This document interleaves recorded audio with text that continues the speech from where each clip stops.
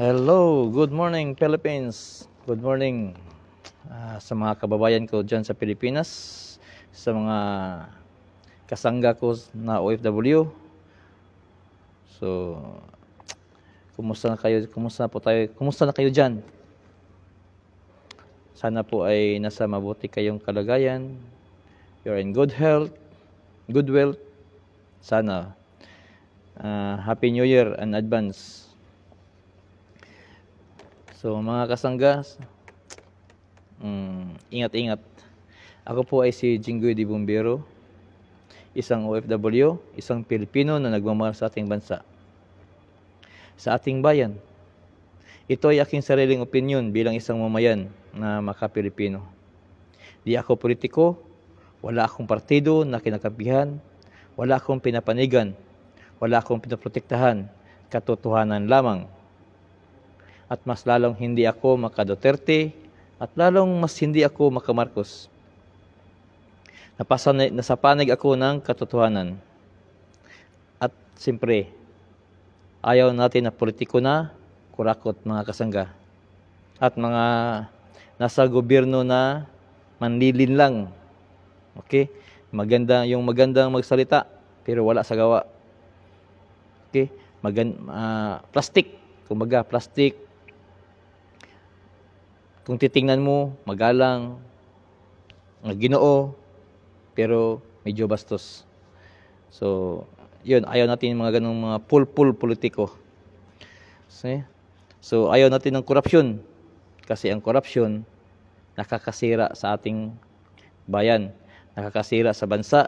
Pag pira ang pinag-usapan, nakakasira yan sa relasyon. Kahit saan ka man. Pag pira ang pinag-usapan, maraming masisira. So hindi naman ako naniniwala na the money is the roots of devil. Depende yan sa tao.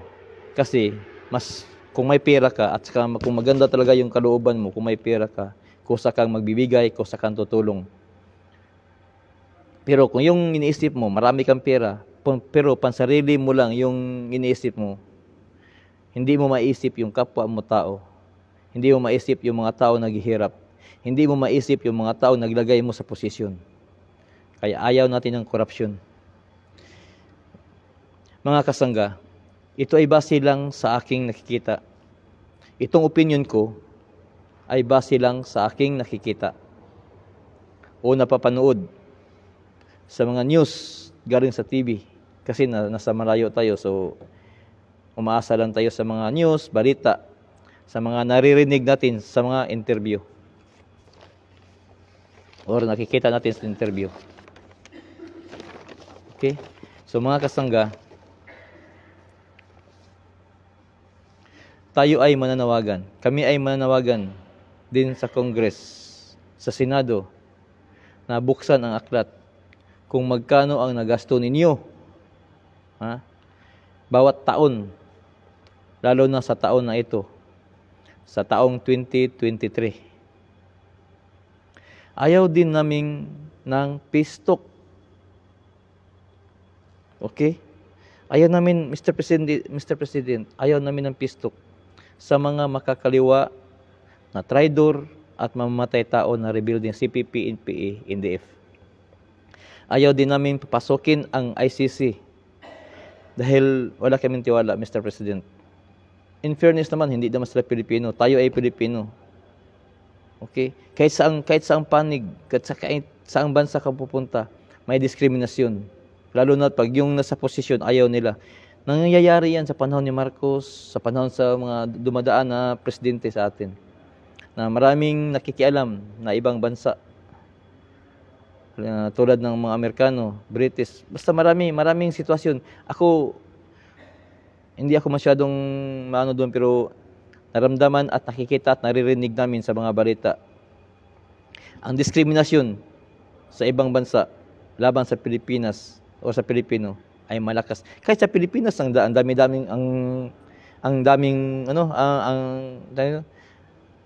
mahilig sa diskriminasyon kung mga ganun, di ba? Tingnan mo yung mga nagtatrabaho ngayon.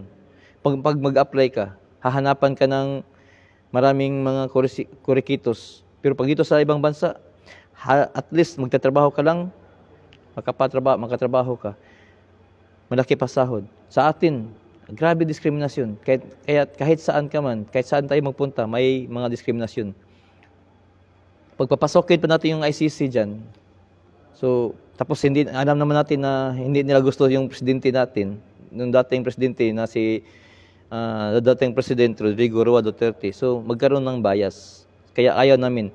Mas okay pa yung investigasyon sa Pilipinas, inside the Philippines. Because sa Pilipinas, kasi may demokrasya tayo eh. Ang alam ko may demokrasya tayo. Kaya kung mabuti sa Pilipinas lang, Mr. President, mas mabuti sa Pilipinas na lang. Okay. Actually, wala kaming tiwala. Okay.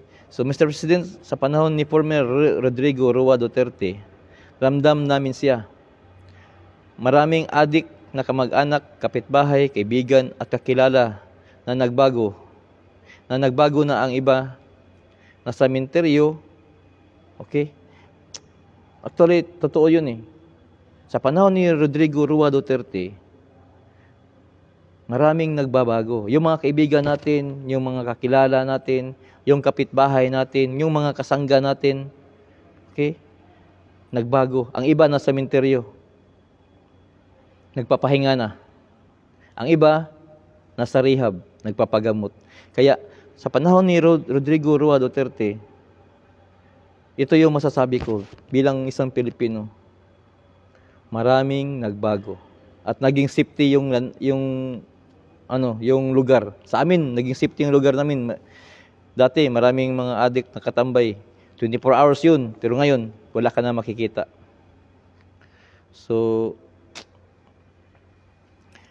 ramdam namin na safety kami sa panahon niya na iyon dahil maraming takot.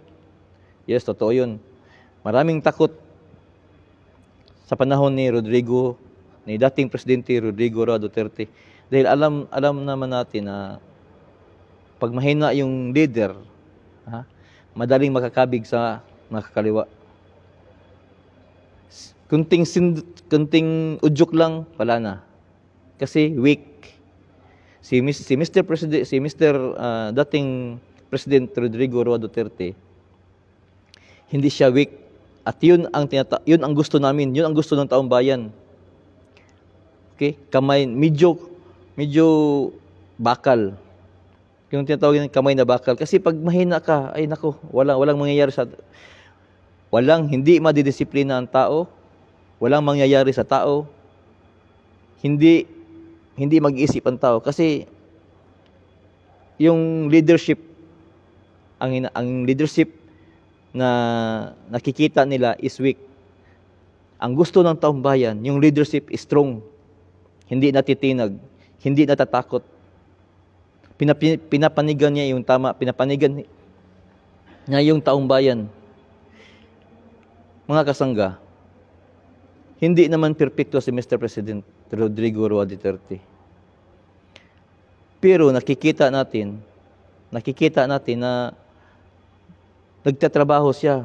Nakikita natin na talagang ginagawa niya ng paraan ang lahat. Kung pwede lang sa isang isang pitik, babago ng lahat. Wala ng corruption. Kasi kung nariramdaman niyo, ang kalaban ng ating presidente, bis sa mga sinasabi niya, ay nasa loob ng gobyerno. Kaya mahihirapan. Kaya mahirap.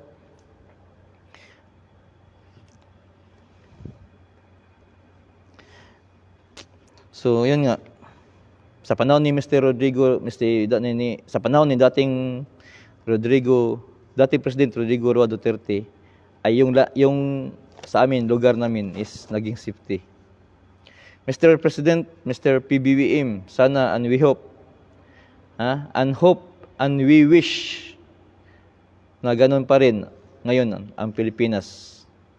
Mananatili ng ligtas ang mamayang Pilipino sa sariling lupaing sinilangan. Sana, Mr. President, sa pagpasok ng taong 2024, Mr. President, maging maganda, safety, at hindi na laging tumataas ang bilihin. Mas magandang tumataas yung sahod kaysa bilihin. Kasi pag tumataas yung sahod, katulad dito sa ibang bansa, alam mo dito sa ibang bansa, kung anong makakain ng mga mayayaman, dito, kahit sa Saudi, makakain mo rin. Dahil average yung sahod, lowest yung mabilihin. Yun sana ang maganda. Kaya mas maganda, Mr. President, umaasa kami sa iyo. Ikaw yung leader. Ikaw yung inasahan namin na isa sa mga inasahan namin maliban kay Mr. President Rodrigo Duterte, na sana matulungan mo kami, mararamdaman ka namin, hindi lang sa salita, kundi sa gawa. Sana tumataas yung sahod, hindi yung bilihin sa 2024, Mr. President. Okay? So, masa kami sa inyo ng buo. Kaya binubuto ka namin dahil kami ay umaasa sa inyo. Malaki kaming umaasa at lagi kaming umaasa hanggat nasa posisyon ka. At sana Mr. President, hindi ka magpapadala sa paligid mo ng mga taong traidor na ginagamit ka lang. Sana manindigan ka.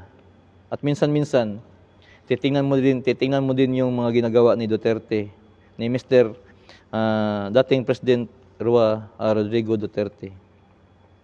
Alam namin yung nangyayari dyan bago ka nakaupo. Kasi kami mga Pilipino, kami mga OFW, nakikinig lang kami, nanonood ng balita. Nakikinig rin kami sa iyo, bawat interview mo, bawat alis mo sa ibang bansa kung saan ka napunta. Alam namin, pinapanood ka namin dahil ikaw po ay ikaw po ay leader ng Pilipinas at kami po ay umaasa sa inyo para uunlad ang Pilipinas. Sana Mr. President sa 2024, maging masaya tayo lahat. Salamat po.